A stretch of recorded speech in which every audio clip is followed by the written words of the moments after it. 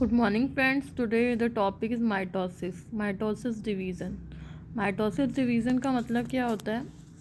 समसूत्रीय विभाजन. क्या होता है? समसूत्रीय विभाजन. अब इसमें आप लोग डायग्राम देख रहे होंगे. जैसे ये मदर सेल है, ये न्यूक्लियर डिवाइड क्या है, ये जो न्यूक्लियर डिवाइड होता है तब का है, और ये जो दो सेल्स हैं वो है. तो समसूत्रीय विभाजन मतलब जो मदर सेल्स होती है उससे जो भी चीज़ें डिवाइड होती हैं वो इक्वली डॉटर सेल्स में जाती हैं. जो भी मदर सेल्स में होगी वो क्या होगी, इक्वली डिवाइड होगी डॉटर सेल्स में. ठीक है. अगर यहाँ पे 46 क्रोमोसोम है तो क्या होगा, पहले स्टेज में उसका जो सेल होगा वो डिवाइड होगा, न्यूक्लियर डिवाइड होगा, कैरियोकाइनेसिस प्रोसेस होती है.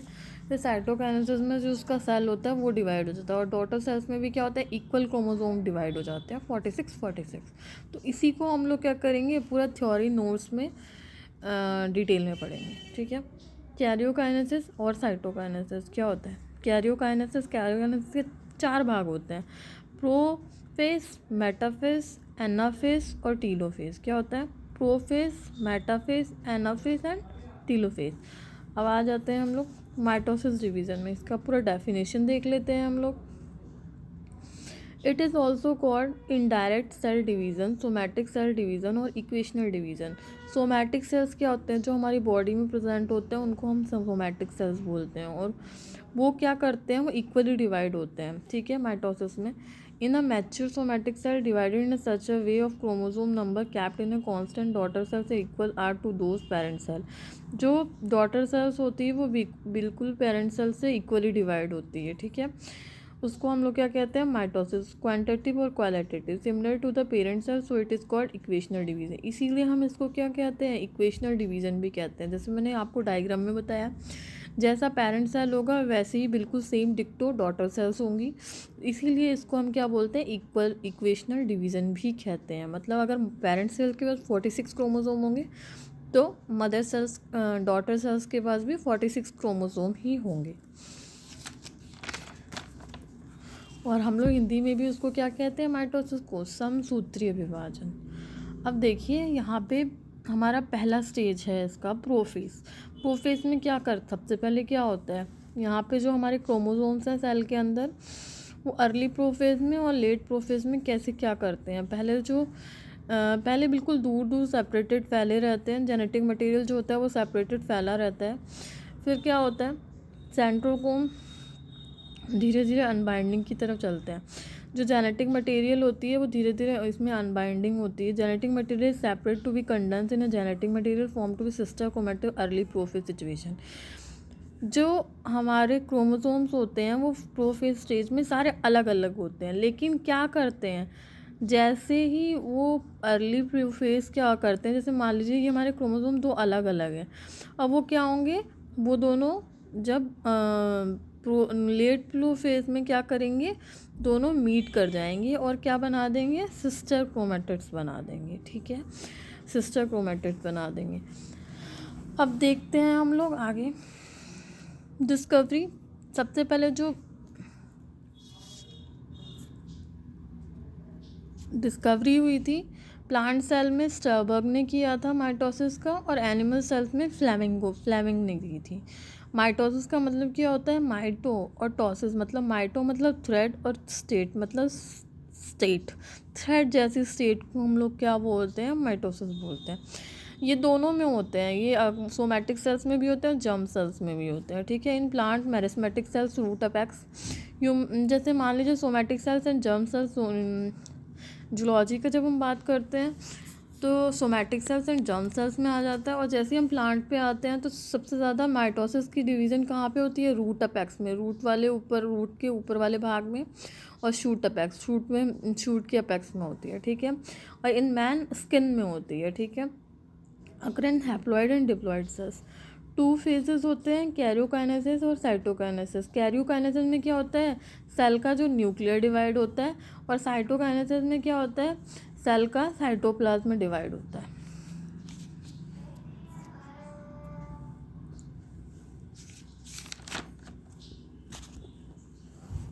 अब आ जाते हैं हम लोग प्रोफेज के पहले स्टेज में. It is the first It is the first and the longest phase of the mitosis of cell division. Chromosome become visible, nuclear short, thick and helical coil thread. पहले क्या होता है, फर्स्ट लॉन्गेस्ट फेज में, एक तो सबसे ज़्यादा longest phase होता है माइटोसिस, फिर क्या होता है वो थोड़ा थ्रेड लाइक स्ट्रक्चर हो जाता है. Each chromosome split into 2 chromosome and join at the centromere. वो क्या करता है, ज्वाइन करने लग जाते हैं सेंटोमर पे. दूसरा आ जाता है nuclear membrane and nucleus are start dissolving and disappear. Nucleus और न्यूक्लियर जो होते हैं वो क्या करते हैं, डिसॉल्विंग करने लग जाते हैं. और एस्ट्रल रे अपीयर, और धीरे धीरे एस्ट्रल रे भी क्या हो जाता है, अपीयर हो जाता है. अभी डायग्राम में दिखाऊंगी आप लोग को. स्पिंडल फाइबर फॉर्मेशन, और धीरे धीरे स्पिंडल फाइबर फॉर्मेशन हो जाती है. सबसे पहले हमारा स्टार्टिंग फेज़ है जिसमें क्या होता है, इंटरफेज होता है. इंटरफेज में कुछ नहीं होता है, इंटरफेज में सारे क्रोमोसोम मिक्स होते हैं, इसमें कुछ पता नहीं चलता है. न्यूक्लियर मेम्ब्रेन होता है और जितने भी क्रोमोसोम होते हैं वो बिल्कुल थ्रेड लाइक स्ट्रक्चर में होते हैं. ठीक है. अर्ली प्रोफेज में क्या होते हैं, वो भी बस जो उनका वो क्रोमेटिन अभी कंडेंस फॉर्म में होता है. फिर लेट प्रोफेज में धीरे धीरे अब वो देखो वो क्या कर रहे हैं, सिस्टर क्रोमेटिड फॉर्म कर रहे हैं. और एस्ट्रल रे, जो ये छोटी छोटी लाइंस हैं उनको हम एस्ट्रल रे बोलेंगे. एस्ट्रल रे के फॉर्म में वो क्या करते हैं, धीरे धीरे अपीयर होने लगती है लेट प्रोफेज में. प्रो मेटाफेज में क्या होता है, sister chromatid thread like stage पे आके अटैच हो जाते हैं अपने काइनेटोकोर के साथ, और एस्ट्रल रे बनी रहती है. अब मेटाफेज में क्या होता है, मेटाफेज में सारे इक्वली क्या होते हैं, इक्वली प्रेजेंट रहते हैं. ठीक है. अभी मेटाफेज पढ़ाऊँगी तो पता चलेगा आप लोगों को, फिर दिखाऊँगी. पहले देखते हैं मेटाफेज में क्या लिखा है. Nuclear membrane disintegrated and disappear to completely. Nuclear membrane पूरी तरह से गायब हो जाती है. ठीक है.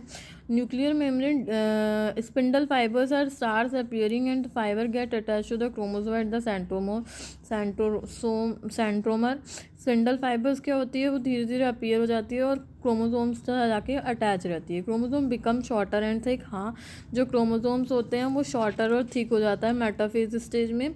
Chromosome arrange themselves into the center or on the equator of spindles. At the end of the metaphase, 2 chromatids of each chromosome also start separating. और end of the metaphase में क्या होते हैं, जो टू सिस्टर क्रोमेटिड्स होते हैं वो धीरे धीरे क्या हो जाते हैं, अलग भी हो जाते हैं. तो हमारा देखिए मेटाफेज स्टेज में उसने बताया जो ये वाली जो न्यूक्लियर मेम्ब्रेन थी वो पूरी तरह से डिसअपियर हो चुकी है. हाँ, इसमें कोई भी न्यूक्लियर मेम्ब्रेन नहीं है. और जो सिस्टर क्रोमेटिड्स हैं वो थ्रेड पे आके अटैच हैं और वो शॉर्ट हो चुके हैं. ठीक है. अब लेकिन एंड ऑफ द मेटाफेज क्या हो जाएगा, जो सिस्टर क्रोमेटिड्स थी वो अलग हो जाएंगी एनाफेज में. एनाफेज में क्या हो जाएंगी, अलग हो जाएंगी, क्योंकि उन्हें 2 पेरेंटल सेल 2 डॉटर सेल्स बनानी है, बिल्कुल एक पेरेंटल सेल्स की तरह. अब आ जाते हैं हम लोग एना स्टेज में. Chromatids separate from each other at the centromere and called daughter chromosome. इसको हम क्या बोलते हैं, वो सेपरेट होने लग जाती हैं और उनको हम क्या बोलते हैं, डॉटर क्रोमोसोम भी बोलते हैं. Daughter chromosome move to the opposite poles on the spindle. दोनों एक दूसरे से अलग अलग जाके अपोजिट पोल्स पे लाई करने लग जाती हैं. वो जो हाफ सिस्टर क्रोमेटिड्स एक दूसरे वाले पोल पे चली जाएंगी, हाफ सिस्टर क्रोमेटिड दूसरे वाले पोल पे चली जाएगी. ठीक है. अब क्या होगा, daughter chromosome appear V and U shaped, और दोनों क्या बना लेंगी, वी और यू शेप्ड का स्ट्रक्चर बना लेंगी. ऐसे वी और यू शेप्ड का स्ट्रक्चर बना लेंगी. It is the also shortest stage of mitosis. ये सबसे शॉर्टेस्ट स्टेज होती है माइटोसिस की. और एनाफेज जो होती है वो सबसे शॉर्टेस्ट स्टेज होती है, और जो प्रोफेज होती है वो सबसे लॉन्गेस्ट फेज होती है. अब आ जाते हैं हम लोग टीलोफेज वे. It is consider to be the reverse of the prophase. इसको हम क्या बोलते हैं, ये कंसीडर करती है reverse of the prophase. Nuclear membrane nucleus reform. Nuclear membrane क्या करता है, दोबारा से न्यूक्लियस रिफॉर्म करता है. क्या करता है, न्यूक्लियस रिफॉर्म करता है. यहाँ से न्यूक्लियर मेम्ब्रेन ये जो दोनों जो अलग हुई तो धीरे धीरे क्या बनेगा, न्यूक्लियर मेम्ब्रेन बनेगा। Chromosome became to lose their compact structure, और फिर से वो क्या बनाने लग जाता है, एक संगठित स्ट्रक्चर। बिल्कुल ऐसे पहले जो दो सिस्टर क्रोमैटिड्स वाले से जो पहला प्रोफेज वाला स्टेज था, सारे क्रोमोसोम थ्रेड एकदम इक्वली बने हुए थे, वो बन जाता है। स्पिंडल फाइबर धीरे धीरे गायब हो जाते हैं, ठीक है।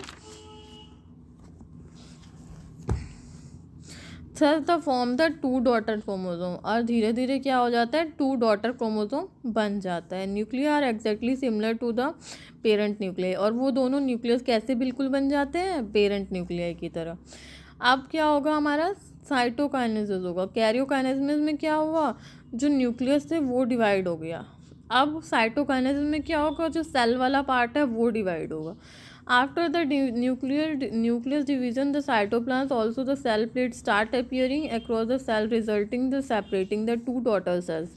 अब न्यूक्लियस तो डिवाइड हो चुका है, अब क्या होगी, जो लास्ट की जो सेल वाली लेयर है वो डिवाइड होगी। In animal cell instead the cell plate constructive and developed by the middle cells constructed depend on the result in the formation of two daughter cells. Animal cells में क्या होता है, दो daughter cells बन जाती है और जो उसका सेल होता है वो डिवाइड हो जाता है। सिग्निफिकेंस ऑफ द माइटोसिस पे आ जाते हैं हम लोग। सिग्निफिकेंस ऑफ माइटोसिस क्या होता है, mitosis result the formation of two daughter cells. Mitosis क्यों किया जाता है, समसूत्री विभाजन क्यों होता है, दो डॉटर सेल्स बनाने के लिए। In this process DNA is the main component, जो डीएनए होता है वो सबसे ज़्यादा इंपॉर्टेंट कंपोनेंट होता है of the chromosome. It is distribution equally to newly form nuclei, ठीक है। The chromosome remain in the same generation to the another generation, जो क्रोमोसोम होती है वो एक पीढ़ी से दूसरी पीढ़ी में इक्वली जाती है। Resultant the daughter cells have the same characters as were present in the parent cell. And सबसे ज़्यादा क्या होता है, जो डॉटर सेल्स बिल्कुल ही अपने पेरेंट सेल की तरह होती है। और सबसे ज़्यादा ये किसमें माइटोसिस हेल्प करता है, ग्रोथ और रिपेयर में। देखिए माइटोसिस समसूत्री विभाजन, मान लीजिए कि हमारे कहीं चोट लगी है और क्या हुआ, जैसे मान लीजिए लीवर सेल्स में चोट लगी है या कहीं भी चोट लगी है, ब्रेन में चोट लगी है, तो वहाँ पे जो घाव को भरने के लिए जो सेल्स बनेंगी वो बिल्कुल ही माइटोसिस की प्रोसेस से ही बनेंगी और बिल्कुल इक्वल सेल्स बनेंगी। तो उसमें क्या होगा, माइटोसिस का हेल्प होगा। Thank you.